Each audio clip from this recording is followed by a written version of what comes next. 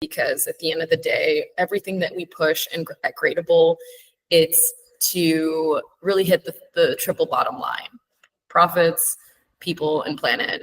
And these are things that you can market and story tell. So we also use that as kind of like an added bonus where, like, once you do these things, you can, tell the world, and now you have customers coming back. Now you have employees staying. So it's really a win-win-win.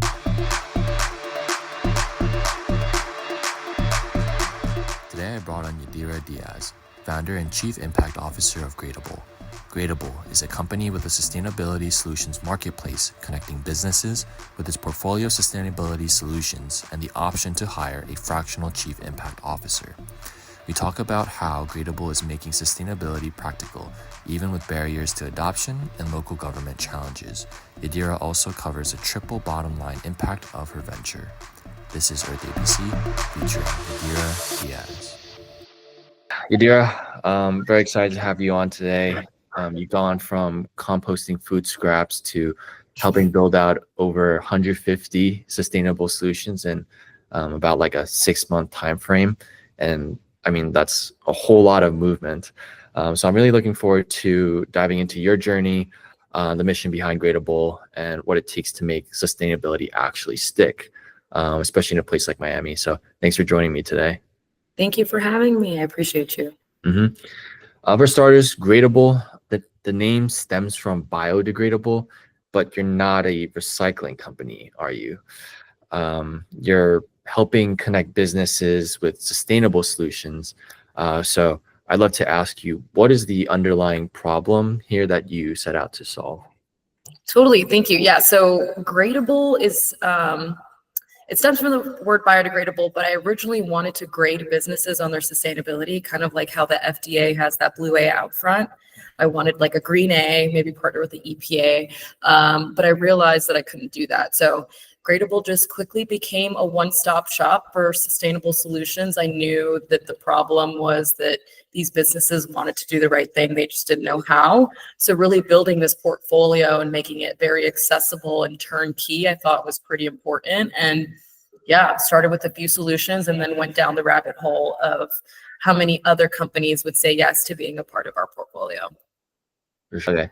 So you started off grading companies on their environmental impact. And I remember in our last conversation, you mentioned how most scored like a D or like a failing grade. What was like the aha moment when you realized grading companies wasn't the way forward? Well, I definitely didn't want to go around and just be giving everyone big fat Fs, right? And so I knew that the approach had to be more solution focused, because that's kind of where I saw the biggest challenge was, they wanted to compost, they just didn't know where. They wanted to have reusable foodware, they just didn't know what company to reach out to. They wanted to recycle properly. They wanted to do all these things, they just didn't know where to start. And so I just went down, this road of let me find these companies. That way it can be really easy and convenient for them versus them having to do all the legwork. Right. And then you're also based in Miami. So there's probably some environmental and sustainability conversations going about in the city. And also like you're promoting that as well. How exactly are businesses thinking about sustainability the past year? I think definitely now that we've made like Earth Day an official day here, and now we've started our first Miami Climate Week, and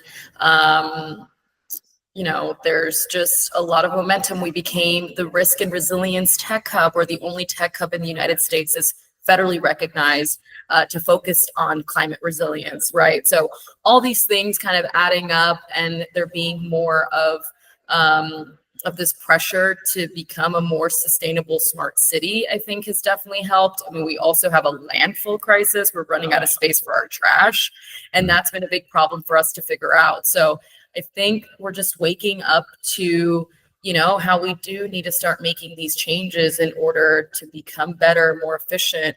And really, there's a lot of other cities who are doing it. So we're, just picking up the pace, I think. Yeah. And picking up the pace, I think, is an understatement given how forward you guys are in Miami to be that like epicenter for like sustainability stuff.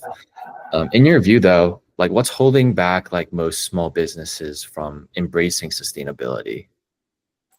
I feel like budget constraints, especially with how expensive everything is right now. I think out of, all cities, we saw the biggest hikes in inflation and the biggest hikes in rent. And so I think that's probably the financial aspect of things. And so, I've had to get creative. I've had to find sponsors, right, for certain initiatives to getting with an economic agency to provide a rebate to really kickstart these initiatives. So I think as an entrepreneur, you just kind of figure out what works and what doesn't. And I think just going out and finding the funding and these financial incentives has been key to really moving the needle. But yeah, I'd probably say the financing and the portfolio of these sustainable solutions to really make it easy for these businesses to transition is probably the two. Mm-hmm. Yeah. And then when you're helping these businesses transition into like more sustainable and environmentally friendly ways, there has to be some vehicle for them to do that. So could you talk to how this vehicle looks and then what these sustainability solutions look like in Gradible? Totally. So it's always about discovering the challenges and the opportunities. So discovery call and assessing, just their needs is number one. It's just kind of figuring out what their goals are. And so when we can figure that out and have a good baseline of what it is that they need, that's kind of where we tap into our portfolio and kind of plug and play, right? So if there's, let's say the convention center is like, we're all about energy efficiency this year, then we're just going to show them everything we have in energy efficiency to start and get our foot in the door. So yeah, really tailoring our portfolio to their specific needs is key. And then the rest kind of falls into place. Right. And in being able to personalize like what an entity needs, how exactly are you initiating those engagements? Is it more so you're doing cold outreach, or is it that word has gotten around Miami so much like, oh, wow, we got to know, you got to know what Gradible is about. They've done wonders for me. So is it more inbound or outbound? I think both. Definitely a lot of cold outreach in the beginning, building rapport, building that trust. That way, they can see that we have really amazing things to offer. And then also word of mouth, right? We're like, perfect example is a hotel. The GM of one hotel we were working with went to another and he brought us on board for the hotel that he switched to. And then, references on like, hey, Gradible did this and this for us. Like, you should totally reach out to them. So obviously that makes us feel really good, validated that we're doing the right thing and it's working. But yeah, it's exciting because I know eventually when our portfolio continues to grow and we just continue to be offering these really innovative solutions that hopefully it spreads like wildfire. But yeah, it's fun.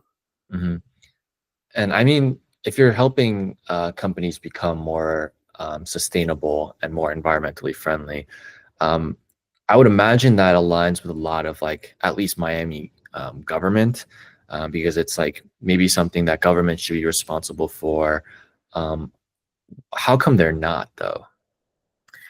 So I can say that I have heard a lot of, the term public-private partnerships, and I know that they're trying to make it easier, right, to work with government here. I've seen there's plenty of resources and different educational platforms to like win contracts and all that. Personally, I stay away from that just because it's so time consuming, and I know that eventually the processes will probably get better, and I'm hoping that they like figure out a way to bridge that gap even quicker than they already are. But yeah, it's tough navigating both the public and private space, so yeah, we'll see. Mm-hmm. While we're on the topic of government, you've been in business since April of 2023, right? Yeah, officially had like launched April 2023. The idea was kind of thought of the year before, but whenever you're like thinking of this grand vision, we had a little bit of a failure to launch until like a year after we were incorporated. Gotcha. Okay. Sounds like a typical startup journey. Yes. But with that being before the latest changes in administration, at least at the federal level, how have you seen, I guess, both the social and environmental impacts, at least within Miami? Now that we have a new administration? Yeah. I joke that Miami is like its own country. Because even during like COVID, they were like, nah, we're gonna do our own thing. So things were just different here. We never really shut down. We did, but like not like the rest of the country did. So I would say that even with the current administration, we're still pushing to like do these things and to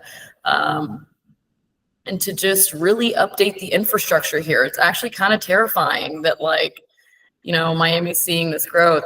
There's supposed to be 90 new high rises coming in the next few years. And it's, there's talk about how our grid won't be able to support that. We don't have space for trash. And so I'm just hoping that, as Miami being this emerging global city and with all these like big corporations moving here, that we just kind of get that private funding that we so desperately need to make the changes that are needed.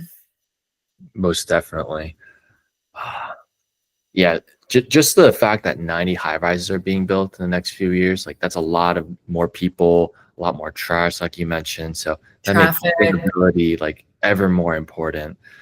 And in terms of finding like these like solution providers for businesses to kind of build the relationships with, what does like due diligence look like? Because I imagine that's like an important part where the solution provider needs to provide like a quality solution. Yes. So how are you engaging with these solution providers in terms of that? So the algorithm on my LinkedIn, my phone, my computer, newsletters, like everything is tailored to what I'm basically looking for, which is like really cool, innovative solutions, companies, startups that exist out there.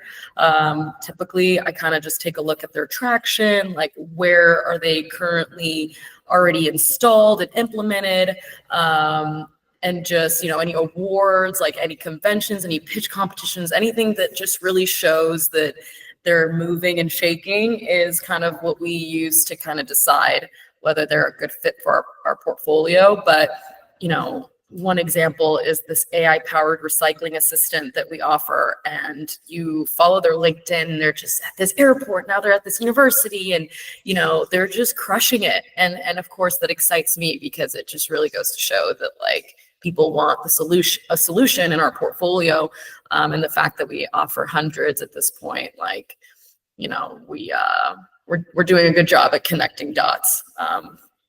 So it's exciting. Right. And are some of the solution, or like what percent of the solution providers that you have are based in Miami itself? I would say about 10%, maybe less. Obviously we're from here. I definitely want to do as much as we can to support the local companies here.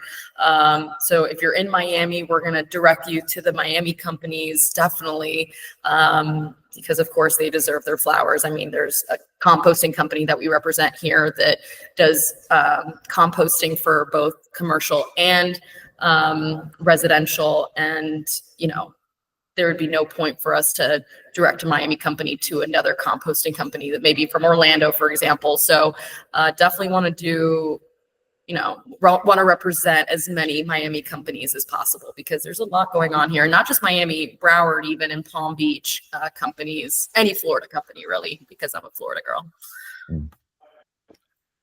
So with the companies that are based locally, or at least like close to you, are you also going on site to maybe strengthen like your due diligence process with them?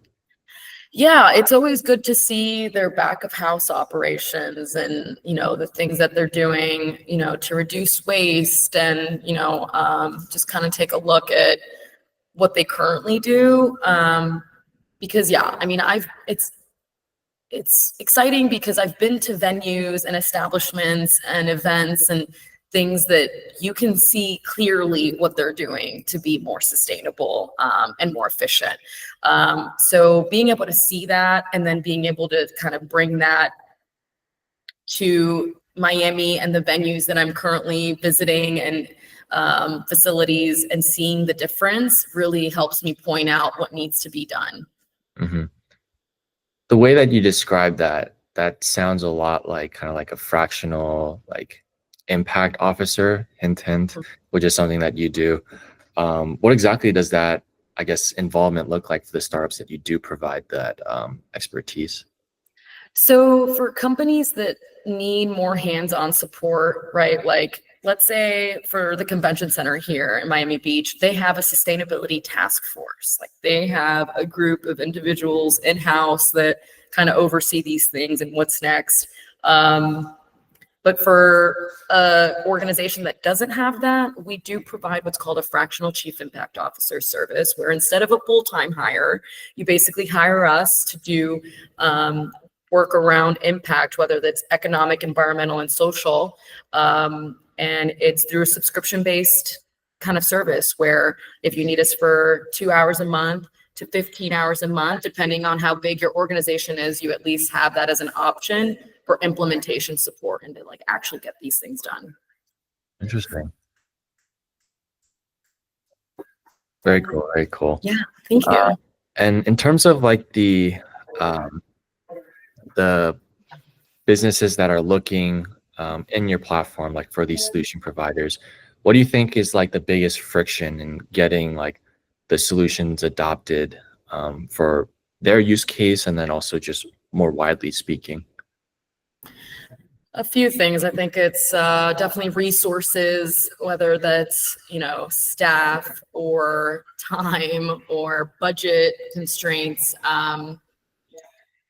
Yeah, so there are things that we offer that actually don't cost any money, some that, generate revenue. So typically if there is that barrier, then we do have, cool solutions that like won't cost you anything, or maybe it's, we can find a sponsor for it. There's so many different ways to kind of overcome that. But it's just a matter of being persistent and making sure that we find a way, because at the end of the day, everything that we push at Gradible, it's to really hit the triple bottom line: profits, people, and planet. And these are things that you can market and story tell. So we also use that as kind of like an added bonus where like once you do these things, you can, tell the world, and now you have customers coming back. Now you have employees staying. So it's really a win-win-win. You're the first person I've heard say the triple bottom line: profits, people, and planet. I really like that. Is it like a commonly known thing in the sustainability space?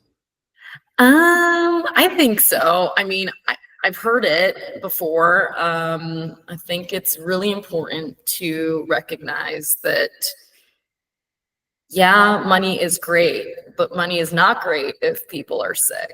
And it's not great if the environment is polluted and contaminated. And now we don't have a beach because it's covered in sargassum, toxic sargassum. Like, it's just, we need people to remember that it has to be symbiotic: profits, people, and planet, because you can't have one without the other. So really important to just get that messaging out that what's good for business is also good for the planet. I love that. And if every small business in Miami and then just across the country made one change starting tomorrow, what do you wish it would be? Composting food scraps. When food goes to landfill, which shouldn't, because there's a lot of people that are hungry, at least in the United States and globally. But when food scraps end up in landfill, it creates methane, which is the most toxic greenhouse gas.